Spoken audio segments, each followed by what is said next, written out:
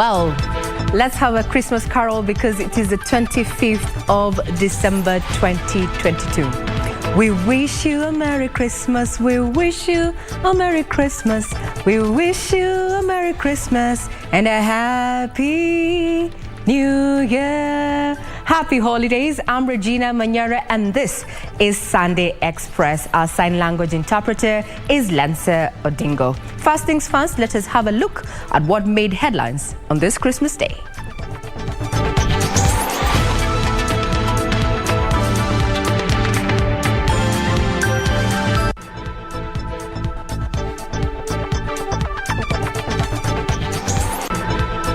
Go thee and preach peace. President William Ruto urges Kenyans as he joins Christian faithful for an interdenominational Christmas service in Eldoret. It is in this sense that we celebrate Christmas. It is in this sense that Christ himself, Jesus, was born in our manger. Kenyans celebrate Christmas, some attending church service while others opting for merrymaking.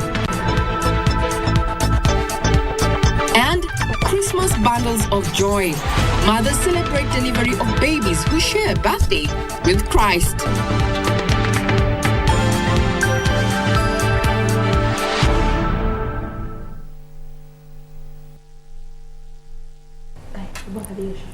Good evening. Happy holidays once again. I'm Regina Manyara. Thank you for taking time to be with us tonight on Christmas night, so to speak. Now let's bring you up to speed with stories that have been making headlines.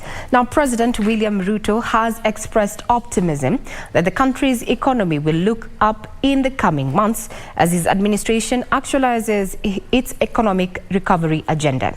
Speaking during a Thanksgiving and Christmas celebration church service at the Eldoret Sports Club in Uasin Gishu County, the head of state said his government will focus on taming the huge burden and by encouraging Kenyans to save more and in turn lending the government to actualize its development agenda.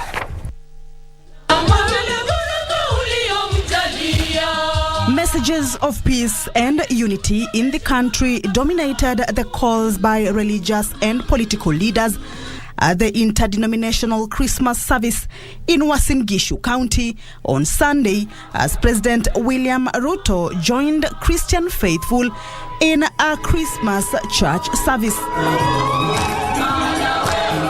Promising to unify Kenyans, President Ruto termed the 2022 election a unique one from the peace that prevailed.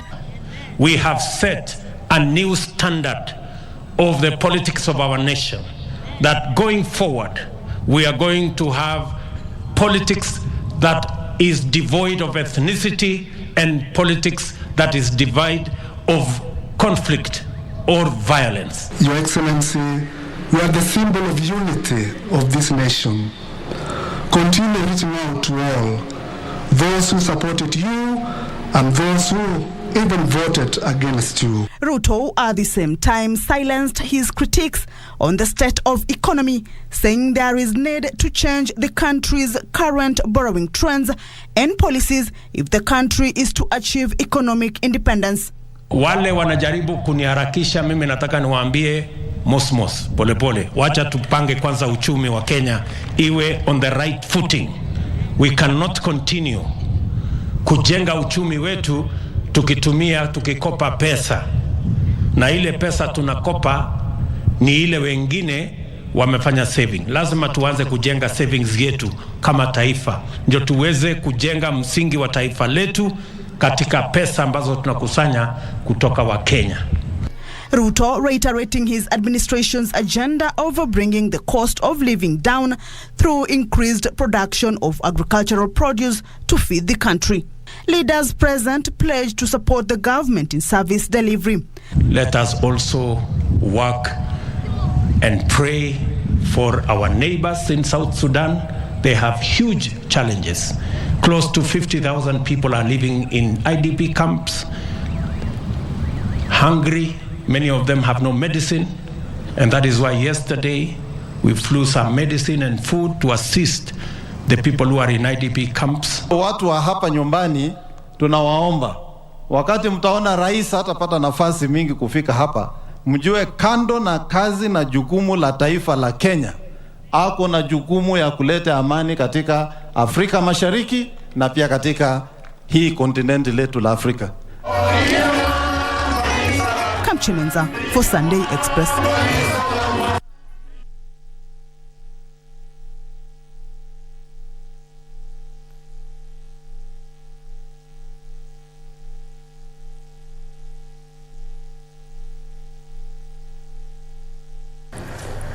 Now, onto the global scene. Pope Francis says the world is lacking in peace and has called to the end of the senseless war in Ukraine. In his annual Christmas Day message from the Vatican, the pontiff remembered war-torn nations and countries ravaged by poverty and hunger, asking the world to intervene and assist in the spirit of Christmas. In his 10th Christmas Day address, since he assumed the papacy, Pope Francis spoke of a grave famine of peace. He singled out conflicts and humanitarian crises in the Middle East, Myanmar, Haiti, and the Sahel region of Africa. The pontiff used the story of the birth of Jesus to remind Christians not to get lost in decorations, but remember the message that comes with the occasion. Like the shepherds of Bethlehem surrounded by light, may we set out to see the sign that God has given us. May we overcome our spiritual drowsiness and the shallow holiday glitter that makes us forget the one whose birth we are celebrating. Let us leave behind the hue and din that deadens our hearts and makes us spend more time in preparing decorations and gifts than in contemplating that great event, the Son of God born for us. Pope Francis noted that in a world sick with indifference, humanity should embrace and walk on the road of peace. Brothers and sisters, let us turn our eyes to Bethlehem and listen to the first faint cries of the Prince of Peace. Yes, for truly, Jesus is our peace, the peace that the world cannot give. The Pope also prayed for children in war-torn nations. The Son of Peace, let us look to Bethlehem and contemplate the face of the child who is born for us. And in that small and innocent face, let us see the faces of all those children everywhere in the world who long for peace. He called on those who hold political responsibility to commit to making food an instrument of peace and help countries in poverty and hunger. And let us think of all those, especially children, who go hungry while huge amounts of food daily go to waste. Despite the hard economic times coupled with unemployment, Christians have also been urged not to forget the orphans, refugees, the marginalized, and prisoners. Seraphina Nairobi for Sunday Express. Now, just as the pontiff said there, inasmuch as we are looking into what is happening in war-torn countries and matters of poverty, it is important to know that you should let no one also rob you of your personal peace. Now, Kenyans have been urged to always extend a helping hand to the vulnerable members of society, and not only during the festive season. This was a Christmas message from the pulpit as Christians have flocked to churches in search of spiritual nourishment as they celebrate the birth of Jesus Christ. Ruth Wamboi reports. This year, December 25th, otherwise known as Christmas Day, fell on a Sunday. And naturally, many Christians countrywide who could manage made their way to church. At the Holy Family Minor Basilica in Nairobi, the Archbishop of Nairobi, Philip Anyolo, called on Christians to follow the example of Jesus Christ. It is in this sense that we celebrate Christmas. It is in this sense that Christ himself, Jesus, was born in our manger. Sometimes it is confused when we take Christmas to be a feast of kubondaraha. Let me spend all that I have and everything. But Christ comes in a very opposite manner. Sharing and generosity dominated sermons in most churches, anchored on the spirit of the season, which encourages celebrating the birth of Christ by sharing with the less fortunate. At the Christian Foundation Fellowship and Stewards Revival Church, 4 donations were part of Sunday service. Neno la Mungu linasema vizuri ya kwamba how God anointed Jesus Christ of Nazareth with the Holy Spirit and power, went about doing good and healing all that were oppressed of the devil. Stewards Church tunasema the year of divine turnaround. The Lord will overturn until it comes who times it is. It has been our time, and indeed we have been blessed. While turnout was low, faithfuls expressing their gratitude to God for the season. Ujumbe wa Christmas ni msisahau kuwa Christmas ni kuhusu Yesu kuja kuzalia na kutufia, ila tusikula nyama na kujivinjari.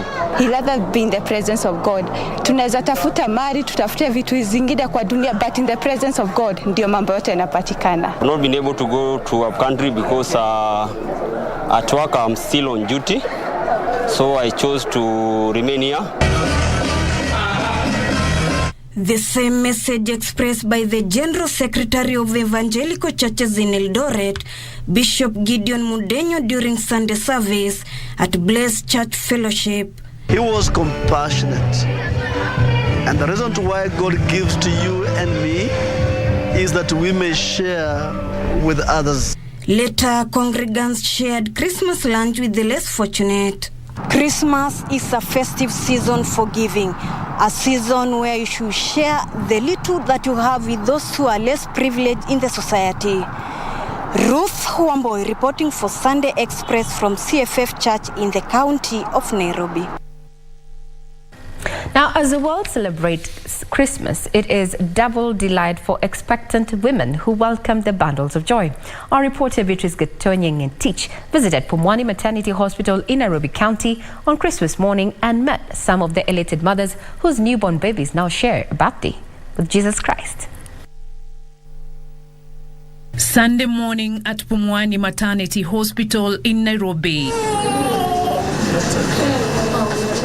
The Christmas spirit is evident at Kenya's premier maternity facility. Happy Mother's Day. Good. 11 births had been recorded between midnight and 7 a.m. Yes, very good. Leading the list is Catherine Oboya Wandera's firstborn son. Probability ya calculation ilikuwa kuna daktari alikuwa ameniambia 24 na kuna mwenye alikuwa ameniambia 23. So when nilipita 23 nikakuwa tu na charges were very high, 25 ama 25. Mtoto anaitwa Graham Emmanuel Fidel. Saa 6:01. Nasikia poa, unajua firstborn siku ya Yesu. Sa gift. Najisikia poa, niko na mtoto wangu ako na afya, mweupe kama mimi kiasi. Mildred Odhiambo is also brimming with joy. Her firstborn, a son, shares a birthday with Jesus. Si rahisi. Haikuwa rahisi, lakini nasikia poa sana. Kuitwa mama at least. Nimesikia vizuri, juu pia yeye anaweza kuwa baby Jesus. Also joining the Christmas Babies Mothers bandwagon were Alice Wanjiko and Ruth Wanjiro, both delivered boys on this special day on the Christian calendar. Naambia Mungu asante juu amekuwa na mimi. Ameniwezesha for all that labor. Hadi akanifikisha hapa nikajifungua siku ya leo. Nafurahia. Ninafuraha sana kujifungua siku ya leo wakati wa Yesu kuzaliwa. Namshukuru Mungu sana. According to Nursing Officer Josephine Ominjo, all mothers and babies are doing well and more newborns are expected before the end of the day. From midnight we have had up to morning we have had 3 CSs and 8 normal deliveries. It's a blessing to serve on such a day. We wish all our mothers well countrywide and specifically the Pumwani mothers. Beatrice Gatonyengetich, Sunday Express. Congratulations to the mothers there. Now, Luna Park, a part of the Uhuru Park grounds, was a host for hundreds of Nairobi residents who did not travel to upcountry for their holiday. Now, the celebrations, though a section of the park which has been under renovation is still closed, the number of activities at the park gave Nairobi revelers the satisfaction needed to celebrate the day. The residents said they opted for the public recreational facility owing to the current hard economic times. Along the city hallway, hundreds of Kenyans walk in masses. Destination, the Luna Park recreational facility. At the facility, it was a beehive of activities as Nairobi residents flocked the recreational ground to celebrate this year's Christmas. The grounds, which have different picnic sites and facilities, kept those who made their way here busy. Though a section of the park is still closed, horse riding, boat riding, merry-go-rounds and photography for memories offered much-needed bonding time for families. Business using the large crowd here to make a kill. Watu wananunua kuko sawa, wacha tuseme kuko sawa. Bei inategemeaga na biashara venye itakuwa. Kazi ikiwa juu tunapandisha mara hiyo hiyo. Haraka hata sio jioni. Despite the economic challenges, those who spoke to KBC are grateful for the gift of good health. They are brothers and sisters, so if you have anything, just help. Transport imekuwa like 3,500 only to then urudi tena itakuwa like 2,500. So piga hesabu na piga hesabu ya mwaka ujao inakosa kuingiana. Matarajio yangu pia nilikuwa kwamba nifike huko nyumbani ili nisherekee pamoja na wale wazazi na ndugu zangu, lakini kwa sababu ya nauli ilikuja wakati huu ikapanda sana. At the Aga Khan Walk Square, a group of youth are having a nice time. Nevertheless, most of the streets remain deserted, with businesses remaining closed. Content, they live, hoping to do this again next year. For Sunday Express, I'm Zainab Said. On that note, we take a quick breather. We'll be back. Do not go away.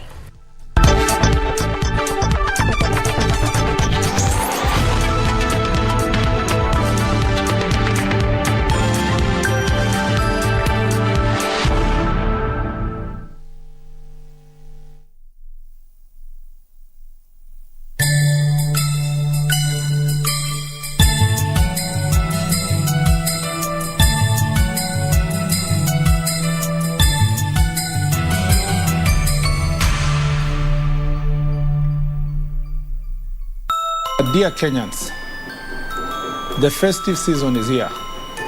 This is the time we travel to other parts of the country to see our families and our friends and to enjoy the Christmas season and the New Year. Sadly, this is also a season that over the years we've witnessed a lot of road accidents and road carnage. And we must be mindful of our civic duty, driving without influence of alcohol. And also, there is a responsibility on the part of the passengers to stop drivers who are either driving beyond the speed limit or driving when they are drunk or driving badly. Usalama barabarani ni jukumu letu sisi sote. Tumakinike barabarani, fika salama. Na watakia Krismasi njema na mwaka mpya wenye fanaka. Asanteni. This message is sponsored by the European Union under the NTSA Usalama Barabarani program. Cheza loto, shinda pesa moto. Wachua mamili leo na loto moto. Cheza ukianzia na shilingi 50 na ushinde milioni 2 kila siku. Kucheza ni rahisi zaidi. Kwenye M-Pesa, chagua lipa na M-Pesa. Paybill number, weka 757070. Account number, andika neno loto. Kisha, weka star alafu nambari yako ya simu. Kwenye amount, weka kiwango chochote cha pesa, kuanzia shilingi 50 hadi shilingi 2,000. Lipa na usubiri draw. Makinika papa hapa ili utimize ndoto zako na Loto Moto. Cheza kwa kuwajibika. Mchezo huu ni wazi kwa watu walio na umri wa miaka 18 na zaidi. Ujumbe huu umeidhinishwa na BCLB. Cheza Loto Moto. Shinda pesa moto moto. With Glovo, you have anything you want from your city in your hands. Kama unatamani ugali beef ama fried chicken, order Glovo ujaribu restaurant mpya. Tamu kama game inawaka na unataka drinks zaidi, order Glovo ushangilie timu yako. Na kama your little one amemes na diaper zimeisha, order Glovo and save the day. With Glovo unaweza track order yako na kuongea na customer support, which is always available. Download the app and order anything you want from your city. We'll deliver. Fall on your knees, oh hear the angels' voices, oh night divine, oh night when Christ was born, oh night divine.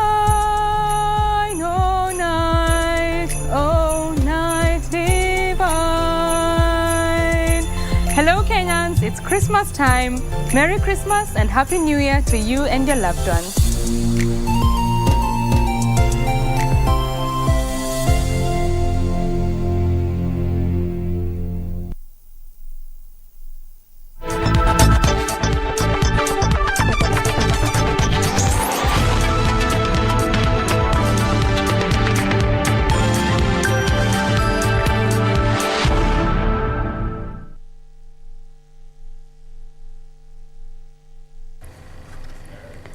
You're still watching Sunday Express. Now, there was joy in Westlands constituency when area member of parliament, Tim Wanyonyi, joined the senior citizens for Christmas celebrations. Wanyonyi pledged to continue paying the National Hospital Insurance Fund premiums for the elderly in the constituency.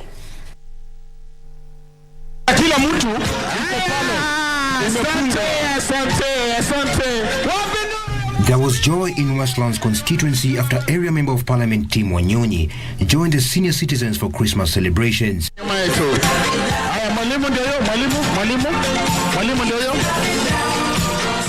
Wanyonyi pledged to continue paying National Hospital Insurance Fund premiums for the elderly in the constituency. Mimi nimesema naendelea kuwalipia NHIF cards wale mkiwa wagonjwa. Ukiwa usikii vizuri naenda hospitali wanakutibu bila wasiwasi. Sawa sawa? Na hiyo itaendelea. Na kadi yako kama expire urudishe tu renew. Meanwhile, over 300 widows from Rongo benefited with food aid from well-wishers. The event was held at Mount Ararat Private School in Manyara. Nilikuwa sijatarajia kama nitapata kitu kama hiyo, lakini nimepata kitu kama hiyo. Nimepiga asante kubwa kwa watoto wadogo, kwa watoto wakubwa, watu wetu wote. Hatutaki tukule peke yetu kwa manyumba zetu, tunataka watu wengine pia wakule, wakuwe na furaha ya siku ya Krismasi, ya kuzaliwa kwa Yesu Kristo. Wanawake wale hawana wanaume, wale watima, tumeitwa hapa, tumepatiwa chakula ya Christmas. Sasa kesho tutafurahia vile wengine wanafurahia.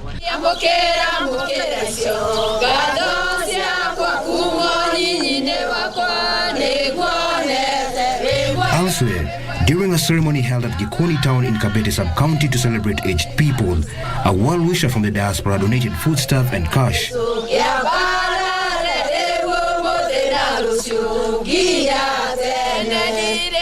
Henry Ngugi Mbaka, 85 years and one of the beneficiaries, faulted the government for withholding the elderly cash transfer for months now. Tunataka action, yani vitendo. President wetu atukumbuke kwa juu ya pesa hizi ya wasee ili tuwe tunasaidika. Finally, it It was a joyful moment at the Precious Kids Center in Kitale, Trans Nzoia County, after well-wishers donated a consignment of assorted foodstuff and other basic needs to enable the vulnerable children to celebrate Christmas and the New Year's festive season. Yeah, Christmas is not all about drinking and eating, and we should take time, pause, reflect the love that is found in Jesus Christ, the joy, and then we should get time to come and be with the less fortunate in society. George Kibaru for Sunday Express. Now, the government is looking to grow cruise ship tourism niche. On Christmas Eve, MV Nautica, a cruiser ship with 572 tourists on board, docked at the port. And on Christmas morning, the holiday makers were officially welcomed into the country by Tourism and Wildlife Cabinet Secretary Penina Malonza. Yusuf Farah with the details.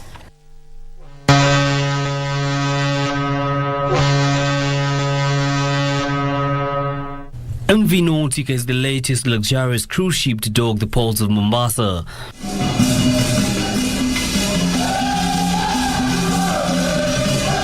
It had cruised from the Mediterranean Sea in November, heading to Dubai then India before coming to Kenya.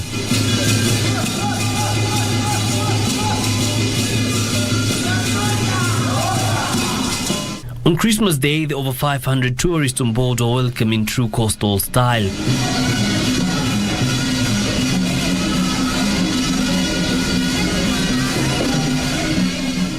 Tourism and Wildlife Cabinet Secretary Penina Malonza noting the arrival of the tourists was a major economic boost. As a government, we intend to grow cruise tourism as a niche product. We expect to have at least 3 more cruise ships by the end of March 2023. Malonza added that the government will continue to develop and implement tourism policies that will improve the experience of tourists. We will also continue to improve facilities and services, including diversification of excursions that we shall be marketing to cruise passengers on expeditions in the destination. The Tourism and Wildlife Ministry plans to actively engage with relevant stakeholders, among them the Ministry of Transport, to tap into existing opportunities in the cruise ship industry. In line with this, the government has already put in place infrastructure projects such as the upgrade of the Moi International Airport in Mombasa and Diani Airport in Kwale County, as well as road infrastructure to support tourism. We are expecting another vessel next month, before the end of next month, which will be an additional revenue to the economy of Kenya. And I'm sure all of our guests and crew are enjoying it as well and are very appreciating your efforts.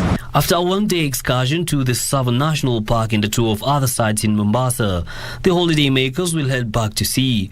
The cruise ship will leave Mombasa territorial waters on Sunday evening to Zanzibar, then Cape Town in South Africa before heading to Japan. Yusuf reporting for Sunday Express. Now, the pastoralist communities of the Turkana from Kenya, Toposa from South Sudan, Karamoja from Uganda, and Nyagatom from Ethiopia converged in Ethiopia to discuss long-lasting solutions to the border conflicts that have for a long time derailed the region's development. Leaders and representatives present pledged to champion peace and embrace dialogue with an aim to end the prolonged conflict among the pastoralist communities.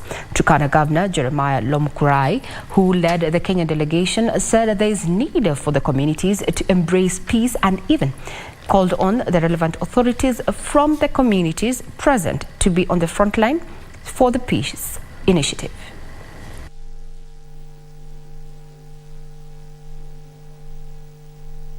Let us remember that separated us, and yet we speak the same language, and yet we share common identity.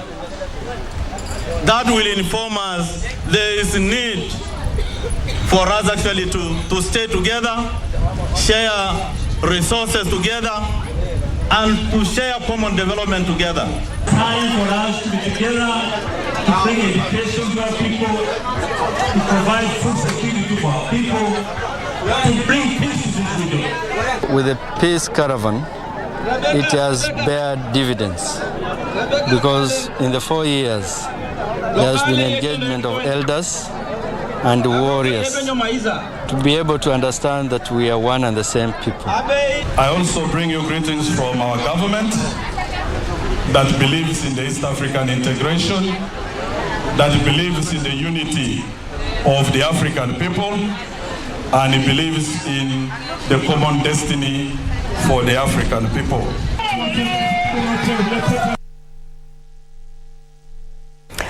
Now, the 11-member Senate Special Committee appointed to determine the fate of embattled Meru Governor Kawira Mwangaza is set to receive adduced evidence of her impeachment on Tuesday from the County Assembly lawyers.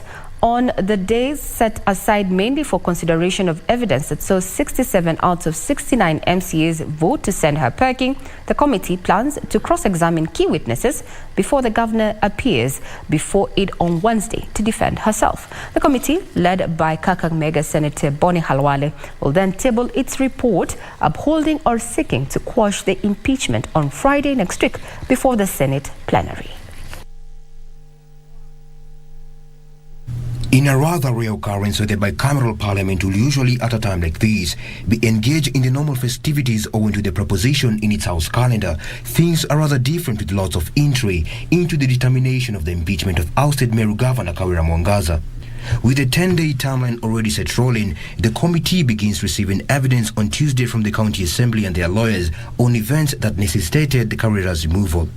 Just like in previous impeachments brought before it, the committee will grill witnesses for the better part of Tuesday to ascertain if the impeachment meets the threshold for her removal. On Wednesday, the governor and her defense will appear before the committee detailing why the Senate should dismiss the impeachment. We are supposed to be blind. Justice is blind. We do not see color, we do not see gender, we do not see ethnicity, Mr. Speaker. We are just looking at the allegations that have been leveled vis-a-vis the law.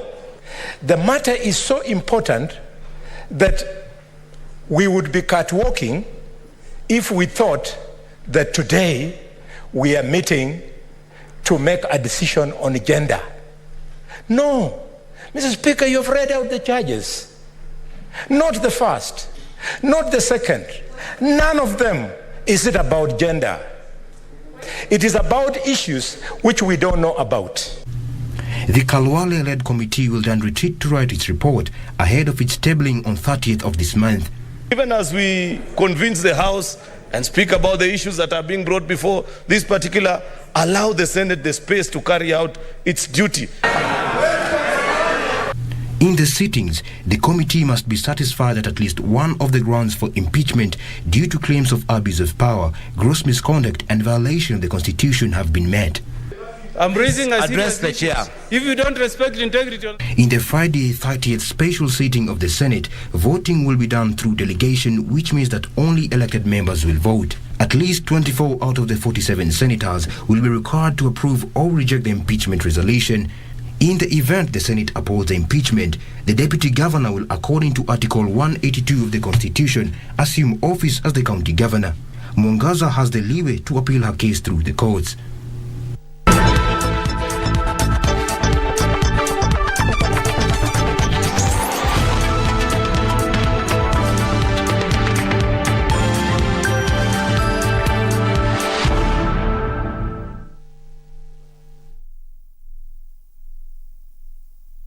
Wachua mamili leo na Loto Moto. Kucheza ni rahisi zaidi. Kwenye M-Pesa, chagua lipa na M-Pesa. Paybill number, weka 757070. Account number, andika neno Loto, kisha weka star. Alafu nambari yako ya simu. Kwenye amount, weka kiwango chochote cha pesa, kuanzia shilingi 50 hadi shilingi 2000. Lipa na usubiri draw. Cheza kwa kuwajibika. Mchezo huu ni wazi kwa watu walio na umri wa miaka 18 na zaidi. Son bandidas los recuerdos que me llevan a soñar. Bandidas las que un día aprendieron a amar.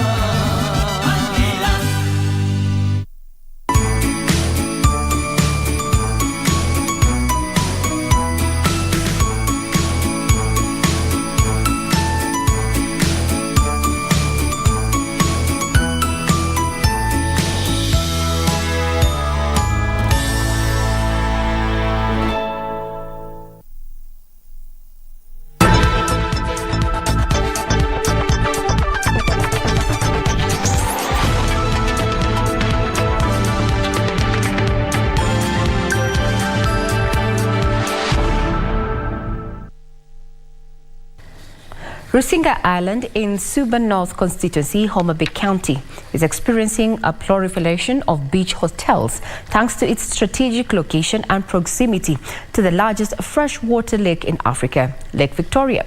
This development is impacting positively on the economy of the region, but the deplorable state of the Rusinga Ring Road is an impediment. Fishing activities on the island are equally affected, with the fisherfolk incurring losses due to the poor state of the road. Wycliffe Okech visited the Rusinga Island and filed the following report. Rusinga Island on Lake Victoria in Homa Bay County is increasingly becoming a preferred tourist destination for many tourists, both international and local. This is thanks to the many beach hotels coming up along the lakeshores and the mausoleum of one of the country's greatest sons, Tom Mboya. There's also the cruise tourism around the lake. Right now we are in the high seasons, and we have started realizing many guests coming in. However, to explore the island and what it has to offer, accessibility is key. A visit to the island reveals the only access road, Rusinga Ring Road, is in poor shape. We embark on our journey during the day and are ushered to the island by the Mbita Rusinga Bridge, built by the Jubilee administration and commissioned in 2017 by retired President Uhuru Kenyatta. We stay on, and when nightfall sets in, the fisherfolk lay their lighting equipment on the lake, forming this glittering spectacle. That is a sight to behold. The following day, we take a ride around the island using the ring road. What we witness are struggles by motorists and motorbike riders balancing their vehicles and motorcycles on the rough, patchy road full of potholes. There are several dangerous points along the 22-kilometer stretch, but what the residents here are more worried about is this bridge on River Nyamita.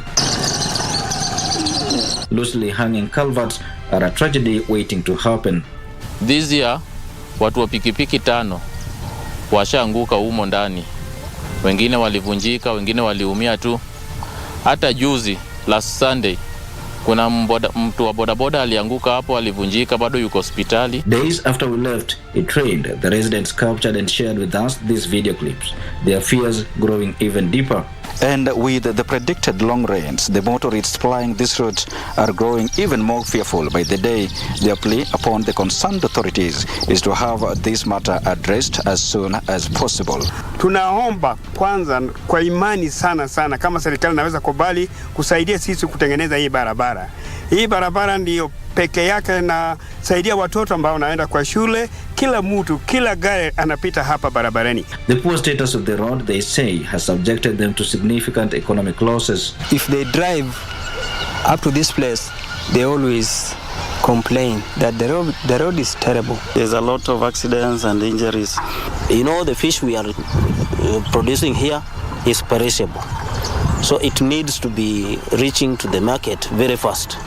And if you can see that kind of road we have, sometimes it is very difficult for you to reach the fish to the market. According to residents, the previous government pledged to tarmac the road, but it seems the matter was not followed up. The leaders also have their section to do by keeping the Kura people on their toes and maybe following up with the national government, the Ministry of Roads. And although the area member of County Assembly pleads for calm, patience is running out.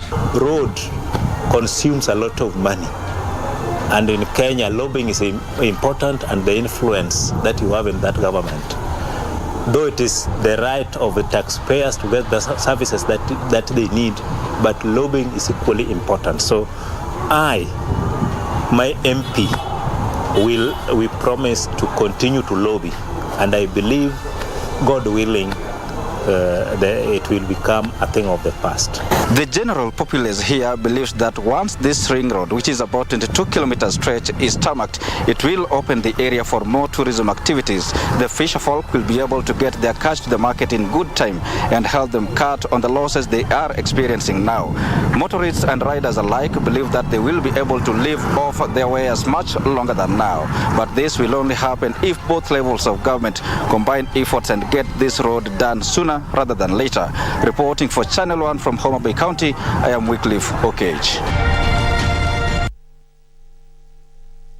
To the counties, a Prime Cabinet Secretary Musalia Mudavadi is scheduled to grace the 43rd annual Vihiga Cultural Festival that will be held at Mbale grounds on Monday, December the 26th. Details of this in our county's news roundup. The Vihiga Cultural Festival is the first ceremony under the Maragoli calendar. Organizers, led by chairperson of the Maragoli Cultural Festival Society, Mzee Hezron Azelwa, say everything is set for the event, which will be graced by Prime Cabinet Secretary Musalia Mudavadi. The 4-day event will also showcase the culture of Banyore, Tiriki, and Tari communities.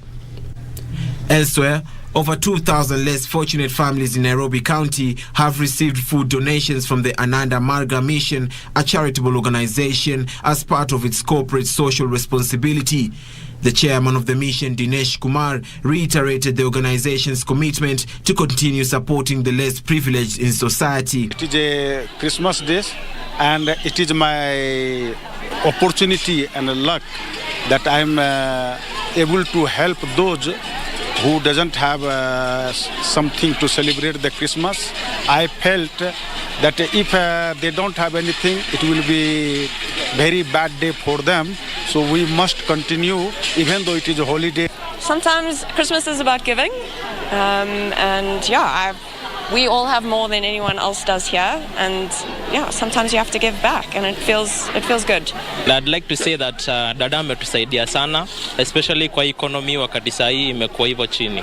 In Manyara County, government in collaboration with Turkish Embassy has distributed food in the county, which is said to benefit 1,000 households affected by the ongoing drought. During the distribution of the affected families, Mohammed Fateh from Turkish Embassy said they will continue the exercise in all northern, eastern counties, including Garissa and Wajir. After Manyara, after finish distribution Manyara, we will go to the other country, inshallah, to Garissa and Tana River and Chakama. Totally in Kenya, this time, inshallah, in Christmas days, we will distribute 2,500 package. We really appreciate the effort that they've made to come all the way to Manyara County because of the current drought situation in Manyara.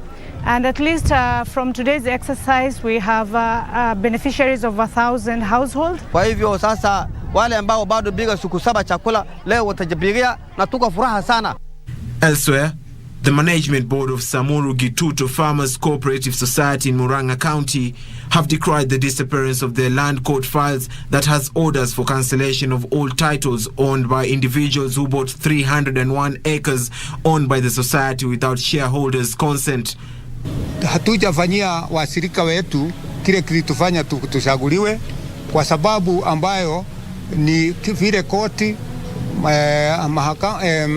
vile iliamua faili zingine zikawa hasionekani katika rekodi yao. Serikali kwa maana si amani wetu anafanya kazi ile anafanya kwa nguvu yake ile anaweza. Kwa hivyo mimi kama mkamati nikiuliza serikali na huyu governor na huyu anaitwa governor Kangata aje atusaidie kwa maana wale wako hapa wazee wa kutoka mwaka wa 1963 wanagojea tu haki yao wafate. In Kokare village, North Teso sub-county, Busia County, the youngest Teso doctor has arrived at his home to a grand reception after he graduated with a PhD. Dr. Rehihad Oita now works as an analyst in Comesa, challenged parents to invest in education of their children, promising to support those facing financial difficulties. Naomba tusaidianeni, kama kuna watoto wamepita hawezi peleka hao shuleni, ita mimi Harambee bwana, mimi nitakuja. Kuja kwa mzee au tafuta ndugu yangu mmoja mwambie nataka huyu jamaa kuwe guest kwa Harambee. Sisi tunakuja tutoe pesa bwana, si ndio? Na tusukumane hivyo kwa kila mtu asome. Na kila mtu akisoma inakuwa rahisi, si ndio? Don't stop working hard. To the young people here, don't stop going to school for any reason. My master's has just been full of pregnancies, but yeah, look where we are. So there's hakuna kitu inaweza kuzuia to get what you want, as long as you put your mind to it. Don't stop taking your kids to school. Pelekeni watoto. Oita amesema kaa kuna Harambee mtuite, tutasaidiana. tuhakikishe watoto wamesoma. Pelekeni watoto wasichana shule. Kupata mimba si mwisho wa masomo. So pelekeni watoto shule, wacha watoto wasome. Let's all get these degrees. For Sunday Express, I'm Alvin Kaunda. Now, across the globe is that over 1 million Americans and Canadians celebrated Christmas Day without power as a massive winter storm continues to ravage the North America. Now, nearly 250 million have been affected and at least 19 deaths have so far been linked to the storm. A bomb cyclone in North America has brought snow, strong winds and freezing temperatures to the continent, leading to power outage. A number of storm-related fatalities have occurred, including a road traffic accident that resulted from a 50-car pileup in Ohio that killed 4 motorists. Elsewhere, foreign aid groups in Afghanistan have started to hold track after the ban on female staff. This follows the order by Taliban to ban women from working for non-government organizations. The Islamist rulers justified the move by claiming female NGO staff had broken dress codes by not wearing hijabs and had sent the order to both national and international NGOs. This comes after a decree was made to ban all women from universities in Afghanistan. Finally, Paris has witnessed 2 days of violent unrest after a deadly attack occurred in the city's 10th district. This comes as a mentally impaired man who proclaimed himself a racist shot 2 men and a woman to death. Protesters in the city have caused destruction to property and attacked the police. The police have responded by firing tear gas, which has caused unrest in the city.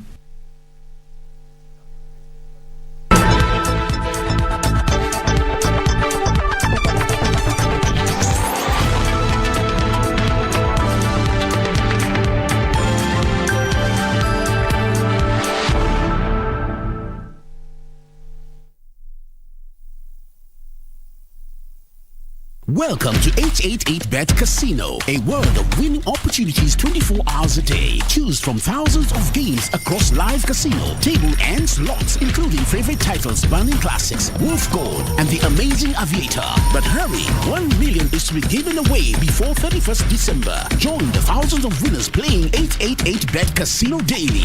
Play today on www.888bet.co.ke. 888bet Casino, made to win bigger. With Glovo, you have anything you want from your city in your hands. Kama unatamani ugali beef ama fried chicken, order Glovo ujaribu restaurant mpya. Tamu.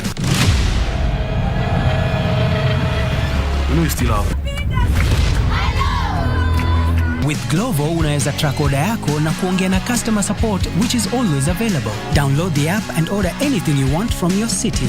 We'll deliver. Christmas hoye! Hai, najua pilika zimetanda kote. Hapo ulipo hivi ushajinunulia kama ndrinda, kama ni wigi hii iliyopendeza kama ya Kamche hapa. Lakini nakwambia, kama mwenye tabia ya kwamba hununulie mtu zawadi, punguza kaka, punguza dada. Jipige mifuko angalau upate $2. Umnunulie mwenzako zawadi msimu huu wa Krismasi. Mimi ni Kamche Menza na kutoka hapa KBC, niruhusu tu nikutakie Krismasi njema na mwaka mpya wenye mafanikio.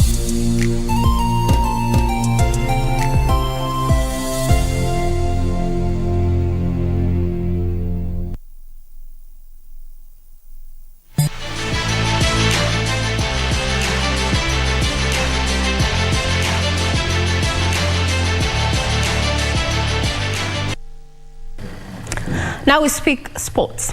Kenya Lacrosse Federation has announced plans to introduce the sport in at least 15 more high schools and 15 universities in the country next year.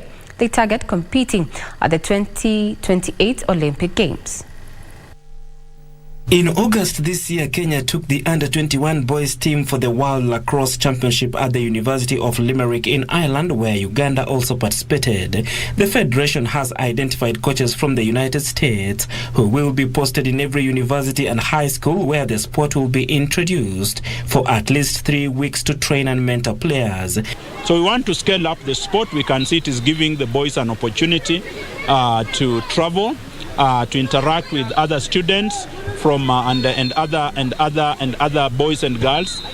The only other African countries that have embraced the sport are Nigeria, Ghana, Rwanda, Ivory Coast, Senegal, and South Africa. What we want to see at the end of it all is that we want to have a university league, so that the boys and girls in the universities will start participating in a university league that will be supported by Kenya Lacrosse Federation. It's a game that uses strength and even mental. It's mental challenging. You have to learn, you have to know the game so that you can play better. So it helps us to concentrate on our studies and also be physically fit. In other news, the bottom-up football tournament, which was launched on the 12th of December 2022, has kicked off. We have to go back to the basics. And the basics, as determined by government, the Kenya Kwanza government, is to develop grassroots football. And so we are going to do academies across the country. A place like Nyilima here is a place where we can actually situate an academy to develop talent locally.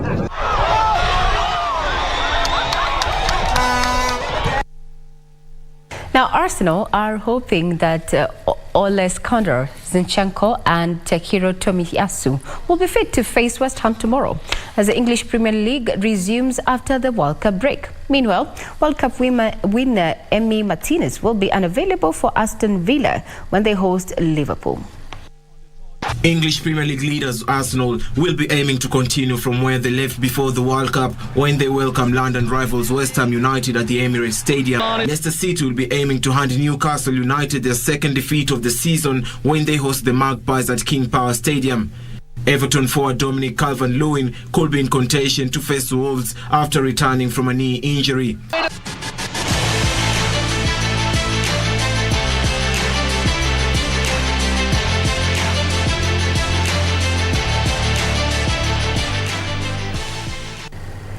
Well, that puts a cap on matters and news this night, being the 25th of September 2022.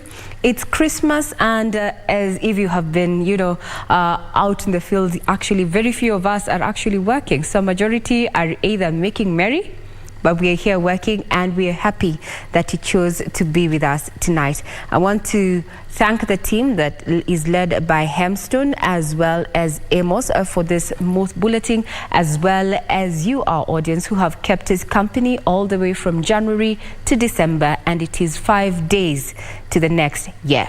As we talk about the next year, this is my message to you, especially to anyone out there who is dealing with abuse, especially physical, psychological abuse, where the scars are unseen, as well as the bruises. Well, the time is nigh for you to break that chain of abuse.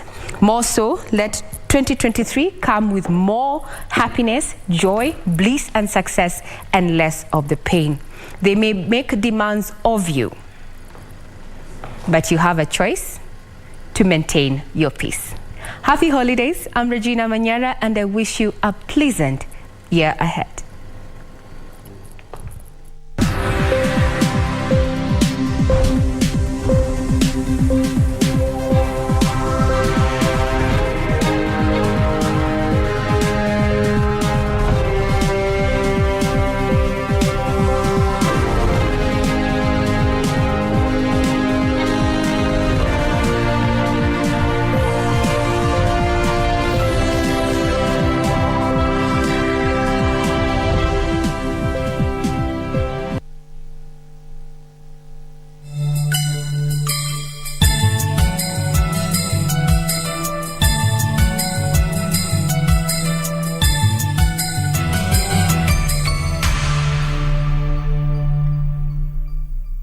Before starting a journey, ensure you are well rested and take breaks if tired. Remove stalled vehicles from the road as soon as possible. Always place proper warning signs to alert other motorists. For your safety and that of other road users, look out for road signs all along the road.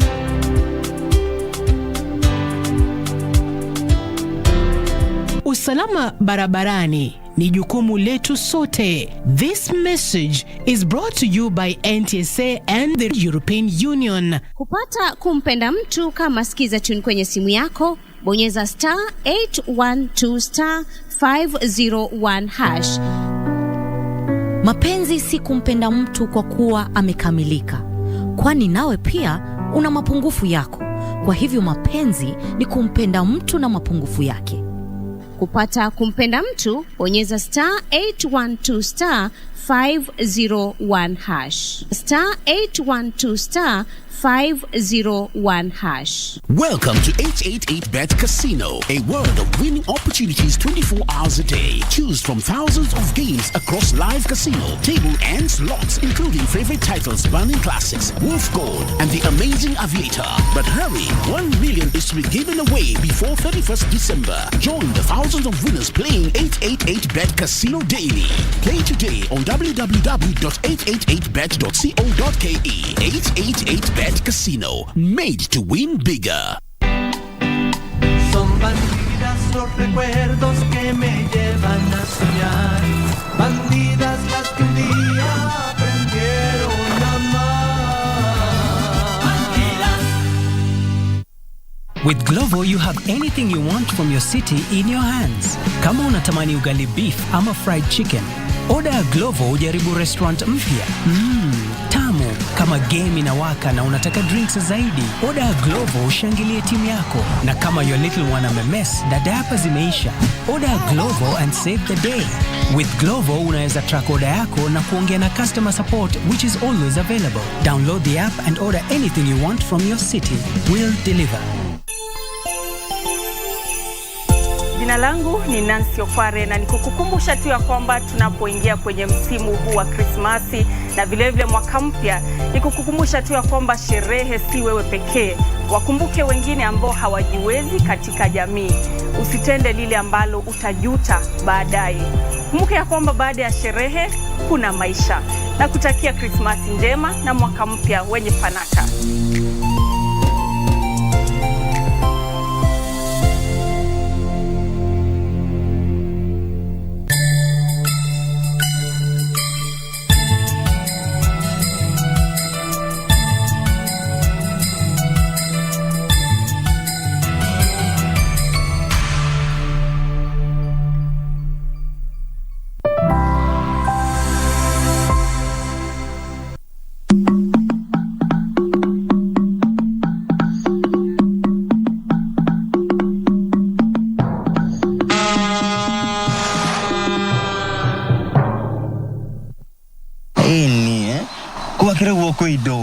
Kuido afu dama dasi ogania joke goko ai gore maduthi tamatano uguo ari tama ya mamo agiate mo 100cc Mareko ni mare maheve jute ndio mo lakini mga korokia mathe ekia fafa wanyu atemzae eni sio tigana ke hau negote egia kwa kai wani koko hana atia we atia takire modo wa kuone duthi akuone ke my first day kamudo ga kwa special we ga ko gorera ke pro box ma ni ke brand new gore hera ginya ha alafu kwa dikire ginya ke terefa ko twarage kuria guothio kwenda karate wadie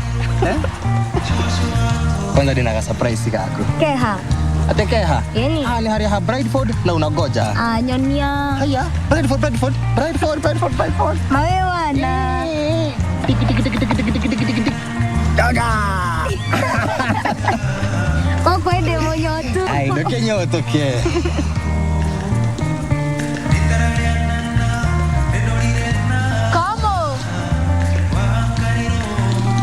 Kamo kewe yorato ni mami yuga donanyona ai drage kuona ndakwira uthio mwire donanyona ati adrage kuona yosio kerigo hau kareke murada uweka aya burago kwali haro tigana nake ndigwa nike Manyara uga kina ikigito nike ikoro gekioru naki ni mwana tigana nake ejo haya adoga ikare